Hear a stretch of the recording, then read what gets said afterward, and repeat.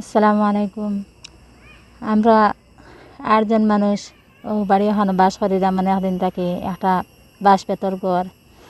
আর আমাদের ঘরখান অনেকদিন থাকি ভাঙি গেছে, থাকার মতো উপযোগী কোনো ব্যবস্থা নাই। অনেকদিন থাকি বাপের বাড়ি বাচ্চা কাচ্চা লইয়া রইয়ার, তো তারার বাড়িও কোনো মানে রোয়ার কোনো ব্যবস্থা নাই। ডালা কষ্ট করে তাকিরাম বাচ্চা নিয়ে, তো বাচ্চান তোর পড়ালেখাও অনেক সমস্যা ওর, আর আমরা স্বামী স্ত্রীরও অনেক সমস্যা ওর। এখন আমি আপনারা কাছে চাইলাম যে আমাদেরকে একটা ঘর যদি করিয়া দিন, বানাইয়া দিন, তাহলে আমারও বাচ্চান গুনতা সারা জীবন পড়িবা ঘরের ভিতরে, নমাজ কালাম অজু, আর আপনারারে আমরা মৌতের আগ পর্যন্ত দোয়া করমু।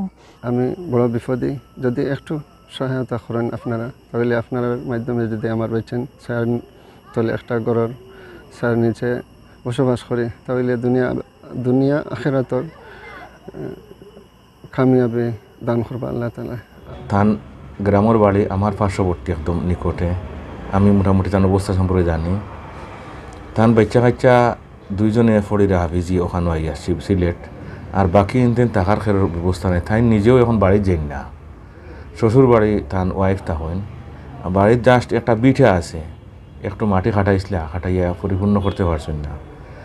ও আমরা চিন্তা ফিকিরের মধ্যে আছি যে তাহলে একটা কোনো ব্যবস্থা করা যায়নি। খুবই সওয়াবের কাজ, তো আমরা আশাবাদী আর কি আল্লাহ তাআলা কবুল করতা তাম লাগিয়া আমরা সহযোগিতা চালাইয়া জি। আর আমরা এখানে এসে আজকে যা দেখলাম, আমার পিছনে যে আপনারা যে একটা গোড় দেখতে পাচ্ছেন এই টিলার উপরে, এটি ছিল হাফিজ জামাল উদ্দিনের মানে পিতার কাছ থেকে প্রাপ্ত তার বসত ভিটা। এই বসত ভিটাতে তারা অনেক আগে এই ধরনের একটি কাঁচা বেড়া এবং টিনের ছালে একটা গড় ছিল। এটি বসবাসের উপযোগী প্রায় বছরখানেক। এমতাবস্থায় তার সন্তান সন্ততি সবাই হাফিজ জামাল উদ্দিন সাহেবের শ্বশুরবাড়িতে অবস্থান করছেন। তাদের একটা ঘরের দরকার, কিন্তু বসত ঘরের দরকার। উনি যে চাকরি করেন, যে মাইনা পান মসজিদ থেকে মুয়াজ্জিন হিসেবে, এটা দিয়ে তার পরিবারের মানে স্বাভাবিক ভরণ পোষণ করা কষ্ট করে দাঁড়ায়।